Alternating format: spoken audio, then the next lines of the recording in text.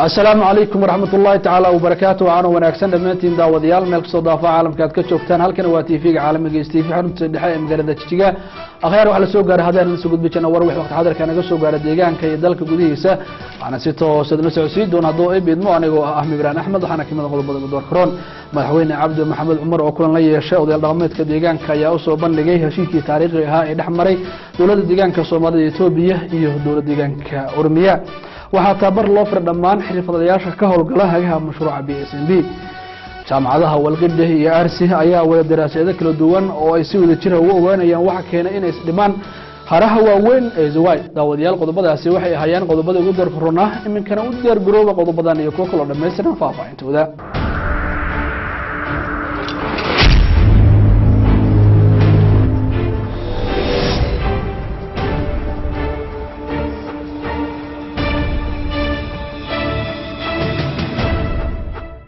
የድርቅን ሁኔታ መከላከልን በሁለት ከፍለን ብናየው ጥሩ ይሆናል። አንደኛው አሁን የተከሰተውን ድርቅ የሰው ህይወትና የእንስሳትን ሀብት በከፍተኛ ደረጃ ሳይጎዳ በተለይ ደግሞ የሰው ህይወት አንድም ሳይጠፋ ለመከላከል ከፍተኛ ጥረት ማድረግ ለዚህ ደግሞ በተለይ ህፃናትና እናቶች ላይ በማተኮር መስራት የሚገባን መሆኑ ቅድም ይሄ እንዳለችው ዋናው ተጠቂዎች ህፃናትና እናቶች በመሆናቸው ፍረን መስራት የመጀመሪያው ጉዳይ መሆኑ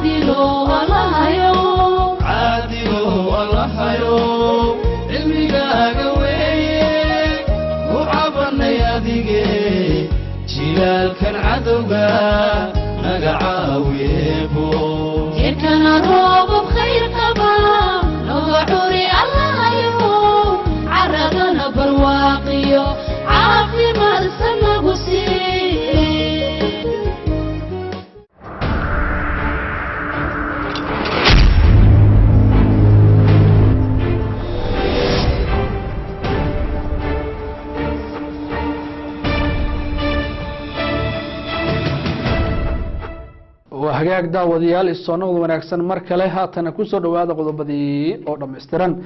madaxweyne cabdi maxamed cumar oo kulan la yeeshay odayaal dhaqameedka deegaanka ayaa u soo bandhigay heshiiskii taariikhiga ahaa ee dhexmaray dowladda deegaanka Soomaalida iyo Itoobiya iyo dowladda deegaanka Oromiya fadaainta warkana waxa inoo soo diyaariyay wariye cabdi cumar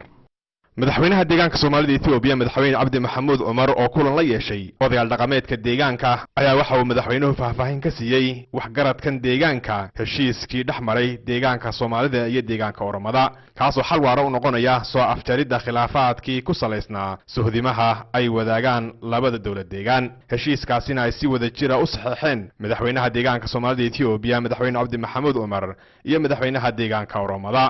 heshiiskana uu labada shacab u noqonayo mid safkarada isla markaana meesha ka saaraya shaqaqooyinkii hadda ka hor u dhaxeeyay ee ay gabaadka ka dhiganayeen kooxaha qaswadayaasha ah ee aaminsan fikradaha guracan ee aan gacanta siinaynin nabad ku wada noolaanshaha shucuubta dalka kooxahana ay yihiin iyagu markaasi kuwa aaminsan fikradaha nabadiidka nololdiidka horumardiidka dimuqraadiyadiidka iyo wada jirka nabadeed ee Itoobiyada cusub arrinta maanta aan doonayna ka warramo waxa weeyaan waa heshiiskii dowladda deegaanka Oromiya iyo deegaanka Soomaalida ay galeen iyo sidoo ahaa waxa weeyaan sida ogsoontii bixilay dambe waxa ka jiray xadidkan deegaanka walaalaha Oromiya la leeyahay dhibaato ma taqaanaa ayaa ka jirtay dhibaatadaasna markaa waxay noqotay dhibaato ay nabadiidkii iyo cid kasta oo xunba ay ka faa'iideysanayso seeba kala gedsan uga faa'iideysanayso marka waxa weeyaan in labada dowlad deegaan ay si nabadgelyo ku dhameeyaan wada hadal baa u socday waxa weeyaan waxa nabadiidku ku gabanayana maadaama ay tahay waxa weeye maxaan ku rahay meelaha qaar kood oo waxa weeye xadkii aan cadeyn ay nabadiidku si kale u adeegsanayaan marka arinta ugu muhiimsan ee maxaan ku rahay waxaan lagu saabjir karo wuxuu ahaa waa dhanka nabadgelyada in nabad lagu dhameeyo marka qabalada 147 qabale yaan ku heshiino kala dhamaysan oo si nabadgelyo u kala saxan si nabadgelyo oo is afgarada iyo anu kaas anagoo waxa weeyaan sharciga iyo waxa weeyaan eegayna maxaan ku rahay rabitaanka shacabka anagoo eegayna heshiiskaasna waxa weeyaan madaxda dowladda deegaanka Oromia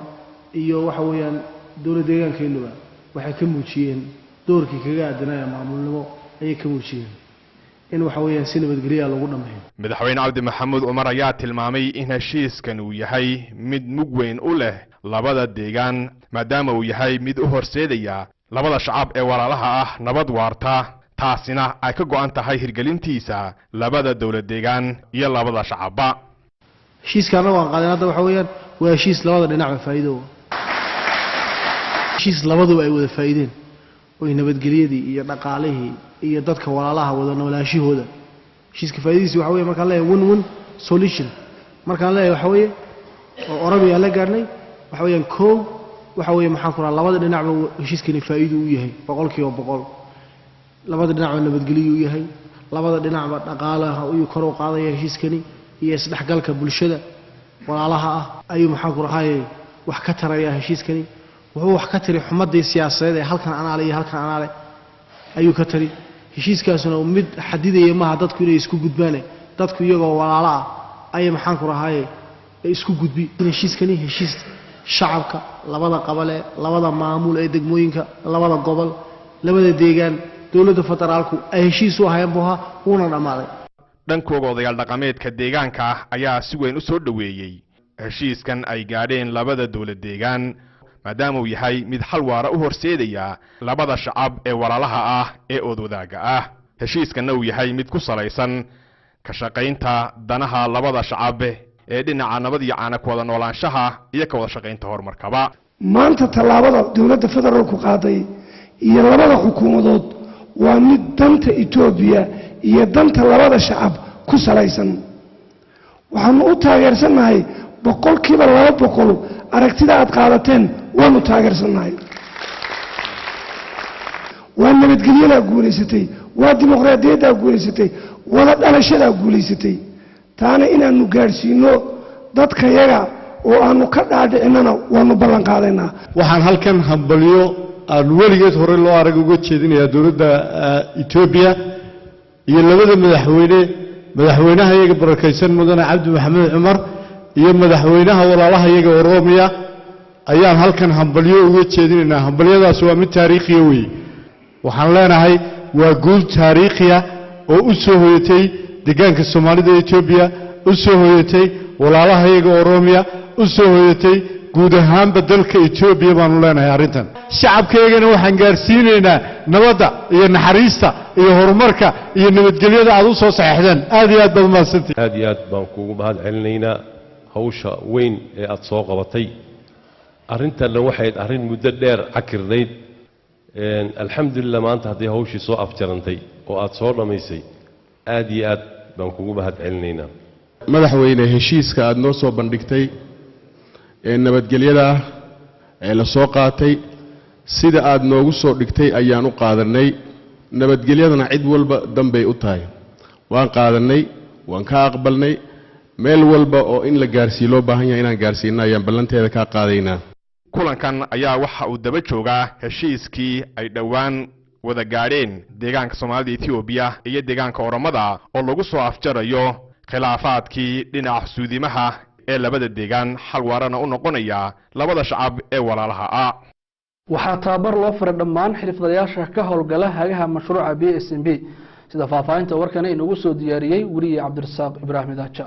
si loo helo shaqaale ka dhisan dhinaca aqoonta ayaa waxa lagama maarmaan ah in la siiyo tababaro kala duwan oo la xiriira xirfad kasta oo ay soo barteen shaqaaluhu haddaba waxa ka dhacay howlka shirarka ee xafiiska beeraha iyo horumarinta kheyraadka dabiiciga ah ee dawladda deegaanka Soomaalida Itoobiya tababar kor loogu qaadayo garaadka aqooneed ee ku wajahan bayaanka nidaamka iyo hagaha iibka mashruuca BSMB tababarkani oo ay qaadanayaan dhammaan xirfadlayaasha iibka iyo xisaabaadka heer deegaan iyo 31 degmo oo ka howlgalo mashruuca shabakada badbaadada wax soo saarka BSMB ayaa waxaa la rabaa in lagaga gudbo caqabadaha la xidhiidha aqoonta xirfadeed ee ay shaqaalahani u leeyihiin iibka mashruuca waxaana ugu horreyn furay tababarkani kusiisimaha wasiirka xafiiska beeraha iyo horumarinta kheyraadka dabiiciga ah ee dowladda deegaanka soomaalida Itoobiya ahna agaasinka damaanad qaadka cuntada mudane Lubi Axmed Kaariye oo sheegay in tababarkani qayb weyn ka qaadan doono kor u qaadida garaadka iyo maskaxda shaqaalaha kulana dardaarmay tababar qaatayaashani inay uga faa'iideystaan sidii loogu talagalay tababarkani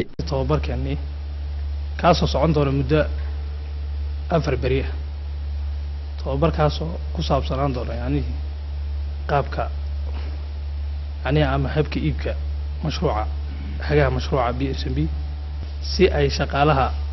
yani degmooyinka iyo deegaankuba ay fahan uga qaataan buuxa uguna shaqeeyaan bulshada sidii loogu talagalay caqabado dambana ayna uga soo bixin ayaa tababarkan loo soo diyaariyay marka maadaama tababarkan socon doono muddo 4 beri ah muddada 4 beri ah inaan si loogu talagalay uga faa'iideyno saacadahan oo ilaalino sababtoo ah beri ka maalin markaad meesha ku noqotaan qofka la rabo inuu systemkii saxo ama caqabadii jirta uu saxo waa intana meesha fadhida tababarkani oo socon doona muddo 4 cisho ah ayaa waxay tababar qaatayaashani kaga gudbi doonaan caqabadihii hadda ka hor ka haystay la xiriirka aqoonta xirfadeed ee ay shaqaalahani u leeyihiin dhinaca iibka bulshada danyarta ah ay ku dhaqan magaalada Qalbidahar ayaa sheegay inay fursado shaqo abuur ah ka heleen dhismaha jaamacadda Qalbidahar oo maraya 55% sida faahfaahinta warkan inoogu soo diray wariyahina gobolka Qurxi wariye Daahir Cabdinuur dhismaha jaamacadda Qalbidahar oo hadda meel fiican maraya ayaa waxaa shaqo abuur ka heshay muwaadiniin tiro badan oo u dhalatay deegaanka si ay nolol maalmeedkooda uga helaan noloshoodana kor ugu qaadaan haddaba bulshadii shaqo abuurka ka heshay dhismaha jaamacadda Qalbidahar ayaa sheegtay in ay aad ugu faraxsan yihiin shaqo abuurkan tahayna mid ay noloshooda wax weyn ka bedelaysa iyadoo ayaha mustaqbalkoodana ay wax ku baran doonaan carruurtoodu jaamacadda waxaanu ka helay shaqo abuur fiican waan ka faa'iideysanay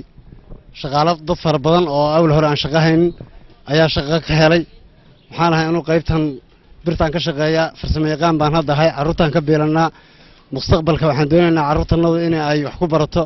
faa'iidooyin fara badan ayay noo leedahay bilicda magaalada waddanka waxyaabo fara badan faa'iidooyin fara badan bay leedahay ilaahay baan ugu xamdiyeynaa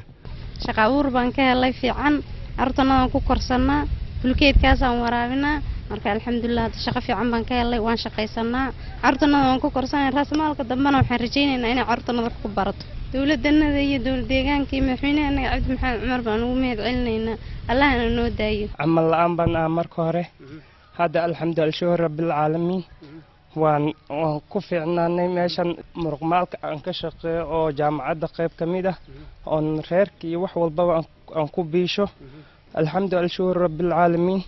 jaamacadda Qalbidahar oo ah jaamacaddii labaad ee laga hirgeliyay deegaanka isla markaana la dhagax dhigay sanadkii 2007 tirsiga dalkeena Itoobiya ayaa waxa warbixin naga siiyay dhismaha jaamacadda iyo heerka ay marayso injineer Maxamed Cabdi Amadin oo ah injineerka fulinaya dhismaha jaamacadda jaamacaddan oo hadda ay marayaan dabaqyadii dormitorygu uu durbaba jeengadi la saaray ayaa meel fiican bay maraysaa baan dhihi karaynaa marka maadaama ay hadda ay marayso meesha ugu fiicnayd ay ahayd in ay ka faa'iideystaan fursadan iskaashatooyin aad u fara badan sida iskaashatooyinka rijiga mariyo kale sida iskaashatooyinkan leedhka ku xidhaya sida iskaashatooyinka muxuu ahaa qaybtan balambarka ama bullacadda guriga dhexdiisa inay aad ka faa'iideystaan hadda kuwa jibsanta mariya kuwa quartiska intii hore shubab la shubayo ayay u badnaayeen marka fursad maynan way ku yaraayeen inay ku sii bartaan mooyaane fursadaha iskaashatooyinku ay marka hal mar ku soo wada gali karayaan laakiin xilligan xaadirka ah waxay maraysaa xilligii iskaashatooyinka ugu faraha badan xilligay ka faa'iideysan lahaayeen ay ahayd dhismahan jaamacadda oo celceliskeedu marayo 55% kana kooban 20 baloog ayaa lagu soo gabagabayn doonaa waqtigii loogu talagalay iyadoona la rajaynayo in ay bilowdo adeegii culunta waxbarasho sanadkan soo socda 2010 tirsiga dalkeena Itoobiya Daahir Cabdinuur ESTV magaalada Qalbidahar kuliyadda tababarada xirfadaha iyo farsamada ee magaalada Fiiq oo maraysa xalxalkii ugu dambeeyay ayaa waxa soo kormeeray waxgaradka iyo odayaasha magaalada Fiiq sida faahfaahinta warkan inagu soo diray wariyahina gobolka Erer wariye Cabdikaafi Axmed Wali xukuumadda dawladda deegaanka Soomaalida Itoobiya oo dadaal xoogan ugu jirta dhimista saboolnimada ayaa waxay dhammaan gobolada uu ka kooban yahay dawladda deegaanka Soomaalida Itoobiya ka fulisay kulliyadda tababarada xirfadaha iyo farsamada taasi oo ah dhig joojinta koobaad ee lagu ciribtirayo saboolnimada degmada Fiiqe ee xarunta gobolka Erara ayaa waxa ka socda dhismaha kulliyadda tababarada xirfadaha iyo farsamada oo si casri ah loo dhisay taasi oo xilli xaadirkan dhismaheedu marayo meel gabagaba ah haddaba qayda iyo waxgaradka ku dhaqan degmada Fiiqe ee xarunta gobolka Erara oo booqasho hawleed ku tagay mashruucan meesha gabagabada maraya ayaa waxay si mug leh uga mahad celiyeen xukuumadda dawladda deegaanka Soomaalida Itoobiya dadaalka xoogan ay gelisay mashruucani waa mashruuc qaali ah waa mashruuc ka hortagaya lana dagaalamaya saboolnimada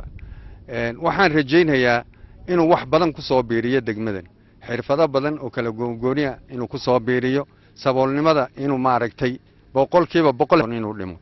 hadda aanu markii aan eegeen mashruucan ka dhex qaaday waxa go'aan ku gaadhayba aniga oo daadana hadda inaan ardayga koobaad ugu horeeyo wax ka bartan noqdo inaan wax ka bartaan hadda diyaar u ahay marka waxaan u mahadnaqaynaa marka hore ilaahay baan mahadda iskale marka labaad dawladdeena iyo xisbigeena ayaan mahad u celinhaynaa kulliyadan maanta aanu dhex taaganahay waxaanu sugayna ma ahayn cimrigeena gaadhina maanaan islahayn indhihiinaad ku arkaysaana maanaan lahayn waana wakhti ilaahay nagu simay weeye waana wakhti qaali ah waxaanan maaragtay ku mahadnaqaynaa dawladdannada iyo maaragtay haddii ilaahay yidhaa wakhtiga alla nagu simay baano yaa mahaddaa iska leh mahaddaa ilaahayga nagu simay iyo dawladdannada qaaliga ah ee wakhtigan iyada nafteeda ilaahay nagu simay yaa iska leh waxaanu ballan qaadaynaa xisbiga dimuqraadiga shacabka Soomaalida Itoobiya ee heliya hooba oo la garab taagan jiilka soo kacaya gaar ahaan dhalinyarada labiyo dhadigba leh inaan si ka qayb qaadasho mudan oo ka qayb qaadan doono farsamadan oo nu baran doono sidoo kalena mas'uuliyiinta maamulka gobolka Erara iyo maamulka degmada Fiiqe oo ay kamid ahaayeen gudoomiye ku-xigeenka gobolka Erara mudane Dayib Axmed Nuur iyo gudoomiyaha degmada Fiiqe mudane Cabdiqaadir Maxamed Xasan ayaa waxay mas'uuliyiintani sheegeen inuu mashruucani qayb ka yahay dadaalka xoogan ay xukuumadda dawladda deegaanka Soomaalida Itoobiya ku dhimaysa saboolnimada isla markaasna uu soo saarayo jiil wax bartay oo kaalin mugle ka qaata wax soo saarka dhaqaalaha deegaanka waxayna mas'uuliyiintu intaasi ku dareen inuu mashruucan yahay mid xilli xaadirkan maraya meel gabagaba ah runtii mashruucan waa mashaariicda dawladda deegaanka Soomaalida iyo xisbiga dimuqraadiga shacbiga Soomaalida ay uga gol leeyihiin in lagu jabiyo faqriga waa yaani waxa weeye waa halka lagu baranayo xirfadaha dhig joojinta ah ee dadku ay saboolnimada kaga baxayaan mashruucan markaa runtii waxa weeye hadda halkan aan joogno waa kuliyadii farsamadaha kala guduwan baa lagu baran ee kala nooc faraha badan qofku markuu xirfad yeesho wuxuu noqon qof markaas isaga noloshiisi dabari kara buu noqoni marka dawladdeena deegaanka Soomaalida Itoobiya dadaalada xoog badan ee loo doonayo in lagaga baxo saboolnimada iyo mashruucan koob ka yahay noocana ruuxaantii mashruucan bulshada faa'iidadu ugu fadhiyo wax maaragtay marnaba la soo koobi kara maaha lacag badan baa ku baxday wuuna dhamaaday si sharaf lagu dhamaaday sanadka 2010 shaqadiisa yuu bilaabi run ahaantii saad aragtaan kulliyadan shalay ee dhagax dhigeeda maantana waa gabagabo waxaan rajaynayaa haddii la mar dhow in sanadkan 2010 toos ay waxbarashadeeda u bilaabi doonto adeegeeda kalena loo dhammaystirayo haddii la yiraahdo marka kulliyadan saad aragtaan kulley innaga maanta hadda waxaan indhindheynaynay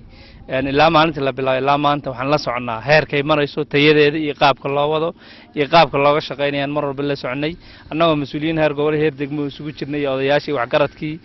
degmada Fiiqeed ayaan maanta marka waxaan eegaynay maadaama gabagabo maraysa bal xaaladeeda iyo tayadeeda iyo say tahay baan indhindheynaynay run ahaantii si tayo leh ayaa loo dhisay si wanaagsan oo qurux badan tayadeedan waa wax lagu faani kara maanta dhankiisana isku duwaha mashruucan kulliyadda tababarada xirfadaha iyo farsamada magaalada Fiiqe ayaa sheegay inuu mashruucan yahay mid maraya meel gabagaba isla markaasna uu mar dhow si toos ah u bilaabi doono shaqadiisii sida aragtaan hadda mashruucan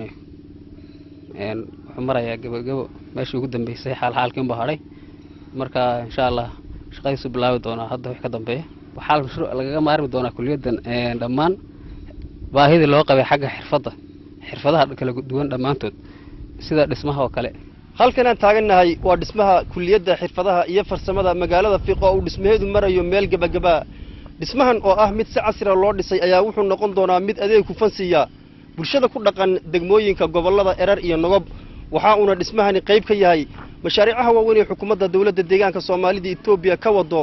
gobolka erar cabdikaafi axmed weli telefishinka caalamiga ah ee ESTV gudaha dhismaha kulliyadda farsamada iyo xirfadaha magaalada Fiiq وهاجاك خيار ويل هالك سي توس كان نقول الصوتان وتيفيق عالمي جيستيفي حرم سدحاء مجلة تشجيع أنت أصدقان كأجن ما نقض بدأ ديجان كا إن كان إنه تشلي نقض بدأ كلا نقص جار دلك جوده سا جامعة والقيد هي أرسها أيا وولد دراسة ذيك الدوان أو يسوي ذكر وجانيان وحكينا إن دمان حرها وين زواج أو أنت وركنا وح يجي سه ودي جميل الجامعة haraha waaweyn ee ku yaala Ziway oo hadda ka hor ahaa kuwa ay bulshada si wanaagsan uga manaafacaadsato ayaa hadda la sheegayaa in ay u muuqdaan kuwa guuraya waxaana socda dadaalo kala duwan oo wax laga qabanayo dhibaatada soo food saartay biyihii ku jiray haradaasi haddaba jaamacadaha wilqida iyo arsi oo kulan ka yeeshay arrintaas ayaa sheegay in ay wadaan daraasaadyo kala duwan oo ay ku ogaanayaan waxa keenay in biyihii haradaasi muddo yar gudaheed ay isku dhimaan waxaana munaasabadii kulankaasi ka hadlay madaxweynaha jaamacadda wilqida Professor Rajana Aile wuxuuna sheegay in ay wadaan dadaalo lagu ogaanayo waxa sababay arrintaasi ወልቂጤ ዩኒቨርሲቲ ከዚህ አንፃር የምርምር ግብረ ኃይል በማዋቀርና በተደጋጋሚ ወደ ዝዋይና መቂ በመምጣት በሃይቁ ላይ ያሉ ችግሮችን ነቅሶ በማውጣት jaamacadda walqida iyadoo ka duulaysa arrintaasi ayaa waxa ay diyaarinaysaa guddi isku dhaf ah oo daraasaad ku sameeya waxa keenay arrintaasi waxa ayna si istaba joog ah guddigu ugu noqon doonaan goobaha kala ah Ziway iyo Waqi si ay uga helaan xog dheeri ah oo ku saabsan dhibaatada keentay inay biyuhu isdhimaan kadibna waxa ay guddigu ka hawlgali doonaan 8 qaybood iyagoo hawsha la kaashanaya bulshada aagaasi degan maadaama ay xogagaal yihiin sidoo kale waxa isaguna halkaasi ka hadlay madaxweynaha jaamacadda Arsi Dr. Tola Brizo wuxuuna sheegay in ay arrintani u baahan tahay in si wada jir wax looga wada qabto oo aan loo kala harin maadaama ay tahay mid wax ka qabasho u baahan